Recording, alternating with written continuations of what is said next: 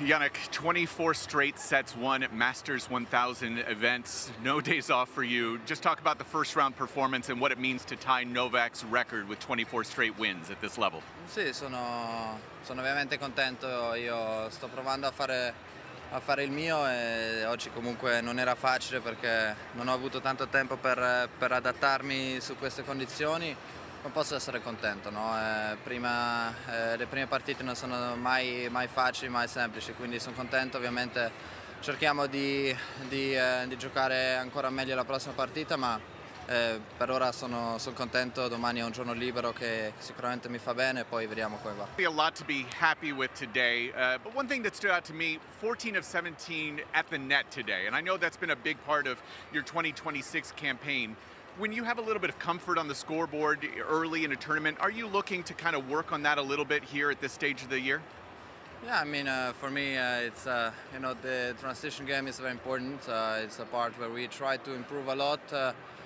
It also depends a bit day by day, and I feel like today, starting off with a break straight away, I try to be a bit aggressive. At times it worked very well. At times I make a couple of unforced errors, but look, I didn't have a lot of time to adjust here. It's very different than in a while. So I'm happy about first round matches are never easy. So I'm very happy, and let's see what's coming. This also does mark 24 straight sets for you in Masters 1000 events, which ties you with Novak Djokovic for the ATP record.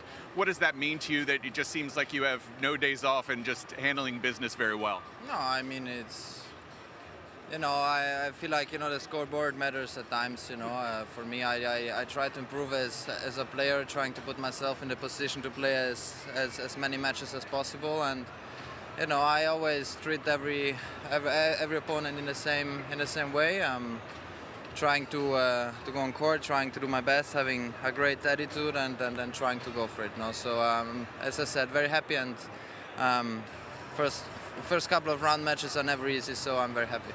Yannick, congratulations. Thank you. Sorry, guys. Okay.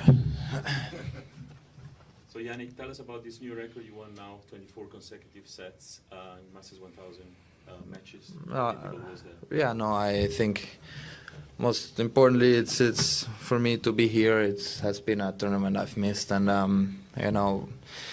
last week was a great week for me, and now we have already a new one. So quite focused about here, trying to do my best, what I can, and then we see how it goes. Microphone. When you're playing a player you haven't played before, do you approach the match any differently in terms of preparation? No, I tried to watch some clips and some matches he played, and trying to understand also during the game, what works best and what not. He's a very talented player, with good feel of the ball. So I try to move him around a bit and to see how he moves. He's a very talented player, and I'm very, very happy about today's first round match. It's never easy. I haven't had a lot of time to adjust here, so let's see what's coming. No, tonight. There. Hey Yannick, well played, congrats. There are some players who are quite hesitant to change their technique. So some say that they're kind of scared to kind of lose what they already have. But you're someone who's improved a lot by constantly making changes and adapting your game. How challenging do you consider that process of changing your service technique or making changes to your backhand? And separately, do you think it's more difficult to change your serve or your ground stroke? No, everything is not easy to change, but I'm someone who wants to be the best version of myself, as a player, and so I'm ready to change a couple of things, even when things are going well.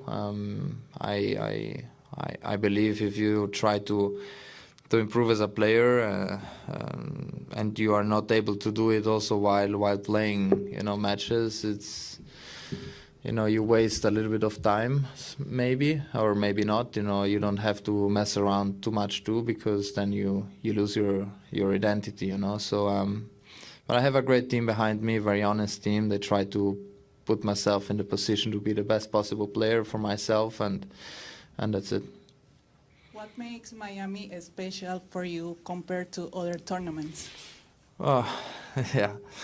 Well, Miami is a special place. Very unfortunately that I've never played in Key Biscayne. You know, I wanted to see also that part, but usually if coming from Indian Wells and then playing in Miami is very different. So, you know, the court is less bouncy. Depending also on the temperature, it depends how the ball skips through the court, and I think, you know, for me it suits quite well. I've had great results in the past, and I will try to replicate this this year again, but. I know that the road is very, very long, so I'm just happy to go through the first round today, and we try to improve for the next one too. Last studio. Hi, Yannick. Do you know the player Lily Tagger? Yeah. Yeah. So I talked to her at Indian Wells, and she also has a skiing background, and she actually plays ice hockey as well.